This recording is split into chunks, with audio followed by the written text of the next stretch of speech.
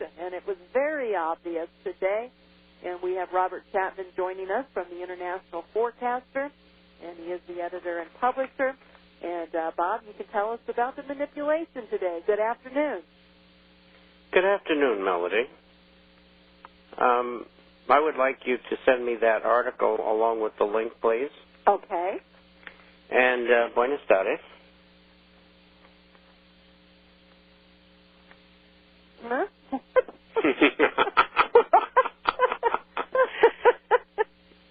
Is that like andale? No, that means quicker, faster. Quicker.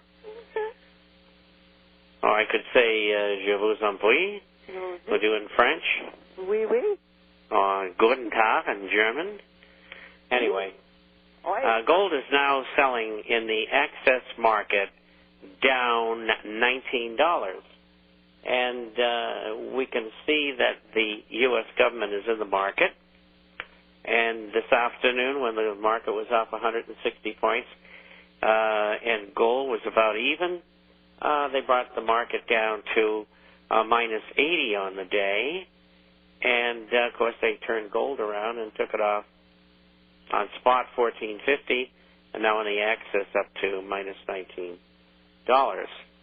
But I think there'll be a little support at this level, which in the outside month is around 950. If we don't get it here, we'll get it at 930, and that should be it. But I think we'll get it here. One of the interesting things, and I'll be able to give you those figures 20 minutes from now when I have the finals coming in off the New York Stock Exchange. The stocks did quite well today, and they may be telling us enough already, you know. And it's a well-kept secret on Wall Street. Yeah, everybody knows that our government manipulates the market. You just try to get on the right side, and it's in all markets. And that's why no one will talk about it. The press won't interview anybody on it, and the reason why is the press is controlled and owned by the people who are involved in the manipulation. It's kind of an incestuous relationship, you might say. The market's going lower. They're not going to be able to keep it up. Gold's going to go higher, and it's not going to go higher from 700 or 500 or anything like that.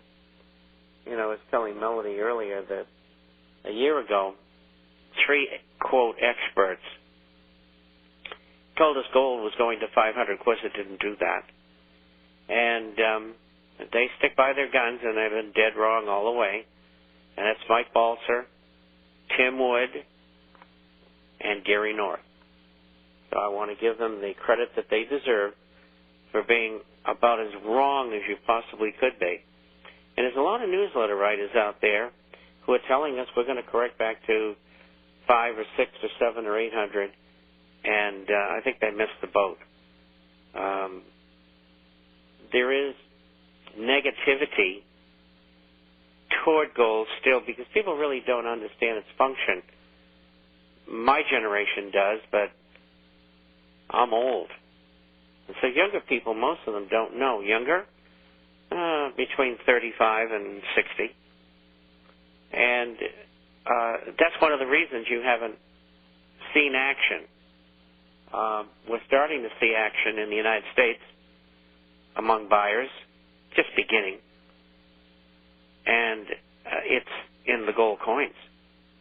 They are the ones to move. Now, here we are way off today on gold. Were the numismatic mid-state graded coins off today? Very little. I mean, even with the $1 or $2? Couple bucks. Even with the pullback that we had yesterday, there was none. But we only had a little bit of pullback this morning, maybe $10, about $10, maybe 15 on most of the coins. So very little change in the prices. Gold's come down $50. Yep. And the coins are out $10. Are you listening, everybody out there? I hope you are. Bob, I went to buy 40 Mint State 61 $10 Liberties in the morning yesterday, and I couldn't buy them. I had to wait until the afternoon. And so I was able to purchase them. but, 40 of them. And, that's really not a lot. And not when it comes to the $10. That's like buying 20 20s. And so it's product is like that in large purchases. I don't sell it unless I confirm it with my buyers of the availability. That's how tight the market is becoming. Well, the market's tight here. Throughout the remainder of the world, it's almost non-existent. Go to any major city in the world and try to buy a popular local coin. The Uruguayan peso or the Mexican centenario or the Austro-Hungarian krona. There ain't none. You might be able to pick up 5. Maybe you get lucky, 10 or 15. That's it.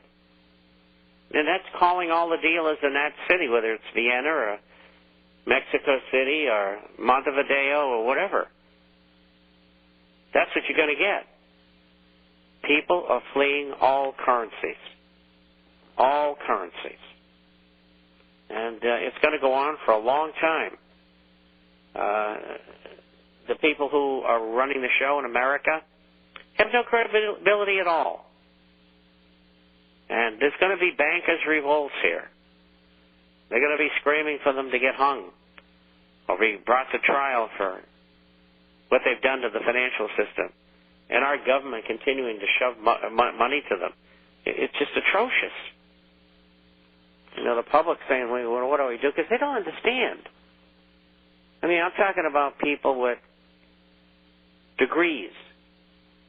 People who obviously have 125 IQs. In order to get a degree, approximately that's what you have to have. Sometimes it goes down to 110 if you work really hard at it. These people don't understand. Most high school graduates don't understand. And I've run into plenty of people who have masters and doctorates in economics. They don't know what the hell I'm talking about. That is really scary. Because, they never get into it. They don't even know how the Fed works. And, boy, I'll tell you, I saw Ron Paul today rip Ben Bernanke a new helicopter. Boy, I'll tell you, he just took him apart. It was a thing of beauty. In fact, I was on a phone call, and I hung up. I said, I'm going to call you back. I got to see this. He was brilliant. What was he on? House Finance Committee interrogation of the Fed. Mm-hmm. Yesterday was the Senate. Right. And he just stands up there and lies, obfuscates, and all that garbage that the political mind goes through. Whenever I talk to these politicians, I tell them, hey, look, do what you got to do. Just remember, one of the most successful politicians of all time, who was the greatest orator probably of all time, picked the wrong side, and he died for it. His name was Cicero. So, what I'm saying here, semi-cryptically, is keep up what you're going to do and you're going to get the same treatment. These people think they're going to get away with this. They are not. There's too many people out there because of programs like this that go all over the world. I get emails from people, tell Melody I said hi, from Oxford in England, or from Vienna in Austria, and on, everywhere. And, of course, I'm on a lot of programs, so I get heard all over the world. And we get lots of letters from people, and we appreciate them, and we're glad we're getting the word out. But they're not going to get away with it, no matter what country they're in. Because the people now know that if the people in, say, we'll pick a country here, say Costa Rica, go along with the dictates of the people who run America, the elitists, if they go along with the program and their economy ends up the same way, their politicians are going to have the same problem, revolution. Every country is going to be subjected to this. Some will have demonstrations and removal of power and trials. Some of them will be very violent, where massive amounts of people get killed. And so it's not going to happen tomorrow morning at 6 o'clock, like some of the commentators say. It's going to take time. The unemployment has to cross 30%. That's going to take another almost 2 years.